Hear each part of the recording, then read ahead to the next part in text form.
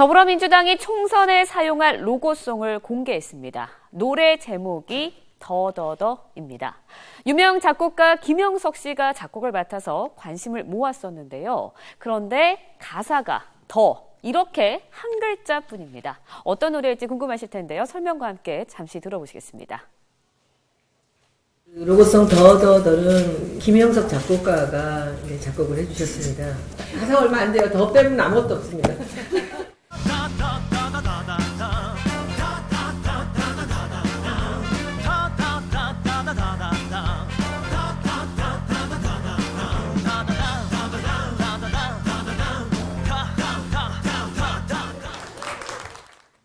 네, 어떻게 들으셨나요?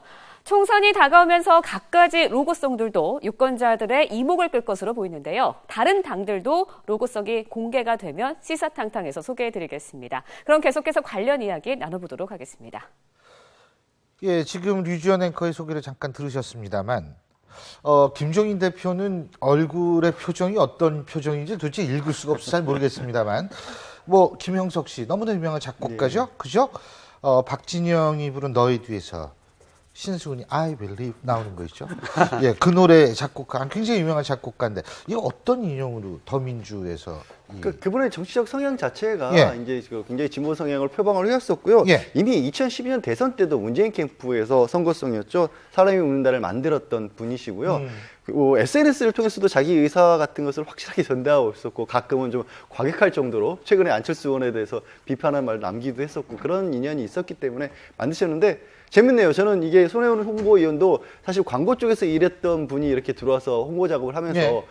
상당히 저 더불어민주당의 색깔 같은 것을 좀 잘 살리려고 했던 평가를 받고 있고 사실 이제 새누리당 같은 경우도 얼마 전에 이 X 이렇게 포시 만들어가지고 한 방에 훅 갈 수 있다 이런 것도 만들고 그렇죠. 해서 국민들이 볼 때는 과거의 어떤 정치권들이 보여줬던 좀 구태한 홍보 수단들보다는 재밌는 것들을 자꾸 만들어내는 것 같아요. 맞습니다.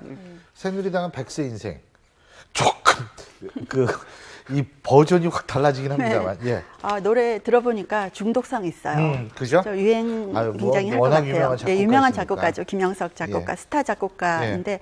약간 우려되는 것은 연예계에서 이렇게 이름을 날리는 분이 정치와 관련이 되면 나중에 좀 안 좋은 일이 생기더라는 게 좀 걱정스럽기는 한데요. 예, 이분이 이렇게 경쾌한 곡을 만들고 정치권에서 예. 즐거운 일을 자꾸 만드는 것이 예. 그 구태연한 정치를 약간 페스티벌 같은 걸로 바꾼다는 점에서는 저는 굉장히 좋은 사인이라고 봅니다. 그럼요. 앞으로 좀 예, 선거 로고송은 사실은 대중가요. 우리들이 예. 이렇게 평소 익히 알려진 그 곡을 채택하는 것이 사실 어떻게 보면 더 유리한 측면이 있거든요. 근데 오늘 이 더불어민주당이 지금 새로운 이 곡을 지금 보인 거 아닙니까? 이 부분에 대해서는 과연 얼마만큼 덕이 있을지 그 부분 좀 따져봐야 되겠죠. 사실 예.